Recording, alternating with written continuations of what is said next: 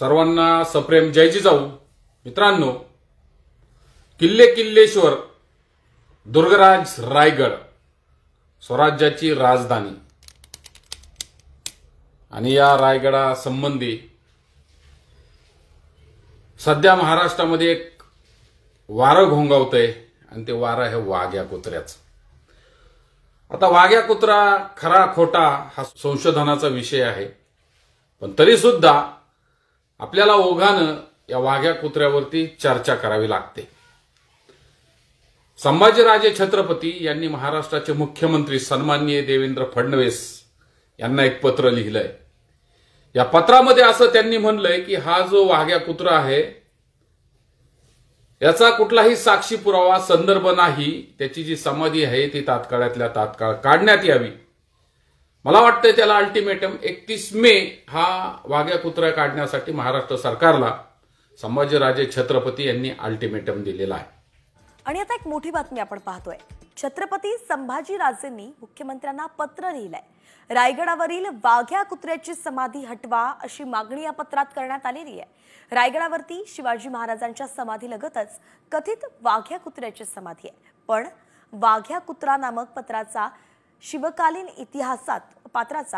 इतिहासात कोणत्याही प्रकारचा उल्लेख नाहीये किंवा संदर्भही नाहीये आणि म्हणून कोणतीही ऐतिहासिक पार्श्वभूमी आणि महत्त्व नसलेली सदरील वाघ्या कुत्रा समाधी नामक जी संरचना आहे हे दुर्गराज रायगडावरील अतिक्रमण असून राज्य शासनाच्या धोरणानुसार 31 मे पर्यंत ते हटवा अशी मागणीच संभाजीराजेंनी केलेली आहे।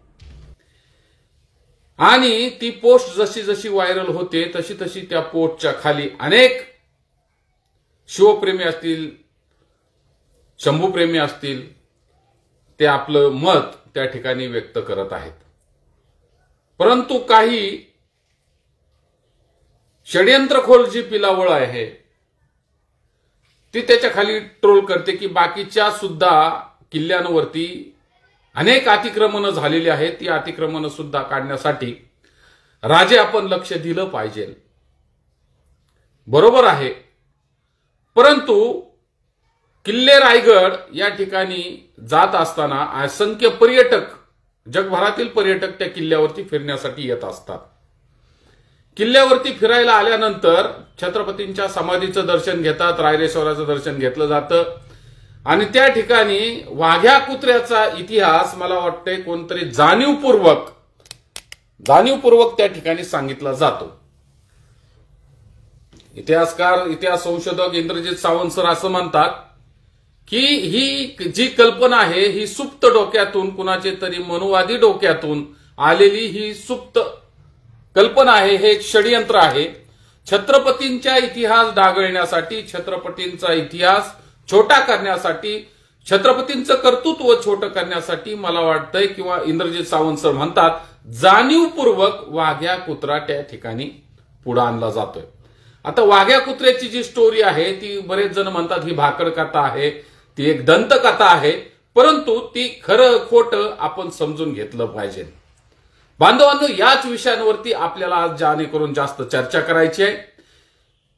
मी अविनाश मोहिते आणि आपण पाहताय Avinash Mohite official YouTube channel आणि अविनाश मोहिते हे फेसबुक पेज।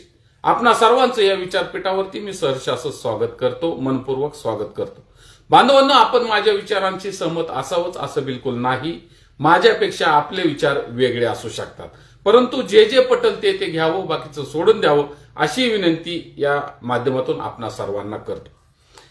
बांधवांनो, संभाजीराजे छत्रपती यांनी महाराष्ट्राचे मुख्यमंत्री देवेंद्र फडणवीस यांना विनंती केली, एक निवेदन दिलेलं आहे की ही अकल्पित जी वाघ्या कुत्र्याची जी समाधी आहे ती तात्काळ काढून टाका, कारण त्याचा कुठलाही साक्षी पुरावा आणि संदर्भ इतिहासामध्ये नाही।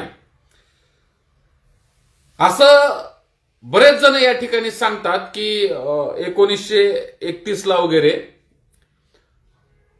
पुण्यातील काही मंडळी यशवंत राजे होळकर यांचे वारसदार श्रीमंत होळकर यांच्याकडे गेलेली होती आणि छत्रपती शिवरायांच्या समाधीचा जीर्णोद्धार करायचा आहे म्हणून आपल्याकडून काही वर्गणी मिळते का ते पाहण्यासाठी त्या ठिकाणी गेलेले होते। त्यावेळेस नुकतेच इंग्रजांची सत्ता या महाराष्ट्रावर या देशावरती होती आणि त्या ठिकाणी इंग्रजांची जी राणी होती त्यांचं होळकर यांच्याशी चांगले संबंध होते, हितसंबंध होते आणि तिचा कुठेतरी टायगर नावाचा कुत्रा हा त्या ठिकाणी मरण पावलेला होता. आणि पुण्यातली ही मंडळी ज्यावेळेस होळकरांकडे गेली त्यावेळेस होळकरांनी असं सांगितलं की महाराणी जी आहे तिचा जो टायगर नावाचा कुत्रा मेलेला आहे आणि ते त्या शोकामध्ये व्यस्त आहे आणि अशा वेळेस जर मी तुम्हाला जीर्णोद्धारासाठी वर्गणी दिली तर त्या नाराज होतील, त्यांची वक्रदृष्टी माझ्यावरती वळेल, म्हणून मी काही तुम्हाला वर्गणी देऊ शकत नाही. पण पुणेकर ते पुणेकरच असतात, तुम्हाला माहिती, घेतल्याशिवाय ते माघारी फिरत नसतात. म्हणून पुणेकरांनी एक अक्कल लढवली की आम्ही काय करतो, त्या टायगरची समाधी सुद्धा आम्ही रायगडावरती त्या ठिकाणी बांधतो, म्हणजे ती राणीही नाराज होणार नाही आणि आपलंही काम फत्ते होऊन जाईल. श्रीमंत होळकरांना ती कल्पना पटली, म्हणून होळकरांनी त्यांना काहीतरी 5,000 रुपये त्या ठिकाणी वर्गणी दिली. त्या वर्गणीतून छत्रपती शिवरायांच्या समाधीचा जीर्णोद्धार करण्यात आला आणि त्या ठिकाणी त्यांच्या शेजारी हा त्या इंग्रजांच्या राणीचा टायगर नावाचा जो कुत्रा होता त्याची समाधी बांधण्यात आलेली होती. अशी एक दंतकथा त्या ठिकाणी सांगितली जाते. एक दंतकथा अशी सांगितली जाते की रामदास स्वामींनी छत्रपती शिवरायांना एक कुत्रा भेट दिलेला होता. त्या कुत्र्याचं नाव त्यांनी वाघ्या म्हणून सांगितलं आहे.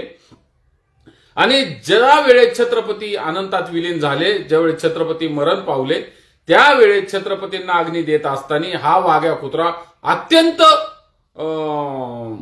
ढसाढसा रडत होता. त्याच्या डोळ्यातून पाणी थांबत नव्हतं, एवढं प्रेम त्याचं छत्रपती शिवरायांवरती होतं. आणि त्यांनी काय केलं की छत्रपतींच्या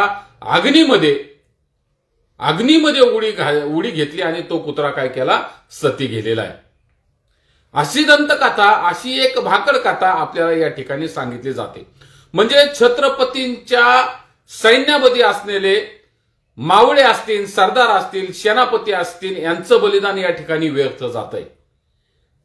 छत्रपतींच्या मावळ्यांचा, सरदारांचा जो रक्तरंजित इतिहास आहे, ज्यांनी आपल्या प्राण्यांचं बलिदान या स्वराज्याच्या रक्षणासाठी दिलेलं आहे, स्वराज्य मोठं व्हावं म्हणून दिलेलं आहे, ज्यांनी छत्रपतींचे एकदम खंदे समर्थक आहे, जे शिलेदार आहेत, त्यांचं बलिदान कुठतरी या ठिकाणी वायाला जात आहे. ते प्रामाणिक नाहीत, पण कुत्रा किती प्रामाणिक आहे हे मांडण्याचा प्रयत्न या ठिकाणी जाणीवपूर्वक केला जातो. हे एक षडयंत्र आहे, हे आपण समजून घेतलं पाहिजे. इंद्रजित सावंत सर यापुढे जाऊन असंही म्हणतात की ह्या वाघ्या कुत्र्याचा उगम हा राम गणेश गडकरींच्या एका नाटकामध्ये झालेला आहे. ज्यांनी संभाजी महाराजांवर आक्षेप घेतला. नाटकामध्ये संभाजी महाराज बदफैली असलेले, बायांच्या नादी लागलेले, व्यसनी असलेले असं या नाटकामध्ये दाखवलेलं होतं. जिजाऊंच्या चारित्र्यावर शिंतोडे या राम गणेश गडकरींनी याच्या नाटकामध्ये शिंपडलेले, उडवलेले आपल्याला पाहायला मिळून येतात. म्हणून मागल्या काळामध्ये संभाजी ब्रिगेडच्या कार्यकर्त्यांनी संभाजी उद्यान, पुण्यामध्ये असणारा बालगंधर्व शेजारी संभाजी उद्यान आहे, त्यामध्ये राम गणेश गडकरींचा पुतळा होता. तो पुतळा उखडला आणि तो काय केला, मुळामुठा नदीमध्ये फेकून दिला. त्याचा कडेलोट त्या ठिकाणी केलेला होता. तसाच वाघ्या कुत्र्याचा सुद्धा कडेलोट रायगडावरतून संभाजी ब्रिगेडच्या छाव्यांनी केलेला होता. तो कुत्रा उकडून त्या ठिकाणी फेकून दिला होता. परंतु पुरातत्व खात्याच्या काही जाणीवपूर्वक अधिकाऱ्यांनी तो कुत्रा पुन्हा आणून आपल्या उरावर, आपल्या शिरावर त्या ठिकाणी बसवलेला आहे. आणि हा वाघ्या कुत्रा जे पर्यटक पाहायला जातात त्या वाघ्या कुत्र्याची इतिहास समजून घेतात आणि छत्रपती शिवरायांपेक्षा वाघ्या कुत्रा कसा मोठा आहे, तो किती प्रामाणिक होता, तो कसा बलशाली होता, त्याचं कसं आपल्या मालकावर जीवापाड प्रेम होतं, हे दाखवण्याचा प्रयत्न हा जाणीवपूर्वक कोणतरी करतंय. हा इतिहासात केलेला एक खोडसाळपणा आहे. कुठल्याही इतिहासाच्या भकरीमध्ये, कुठल्याही इतिहासाच्या पुराव्यामध्ये संदर्भ त्याचा सापडत नाही.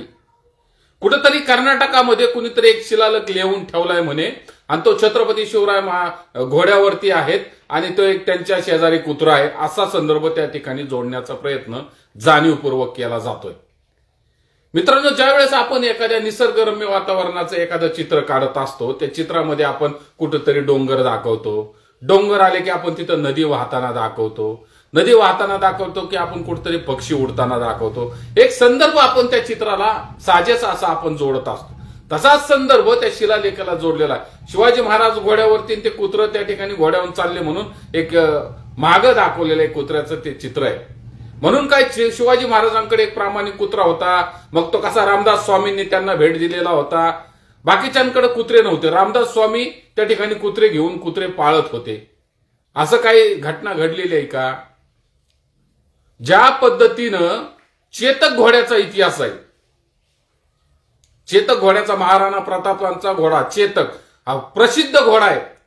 त्यांनी हल्दी घाटीमध्ये महाराणा प्रतापांचा मुघलांशी लढताना जीव वाचवलेला होता आणि त्याचा एक संदर्भ काव्यामधून ह्याच्यामधून कथांमधून त्या ठिकाणी त्यांनी लिहून ठेवलेला आहे. तसा कुठं पुरावा या वाघ्या कुत्र्याचा आहे का? तो आपल्याला मिळतो का?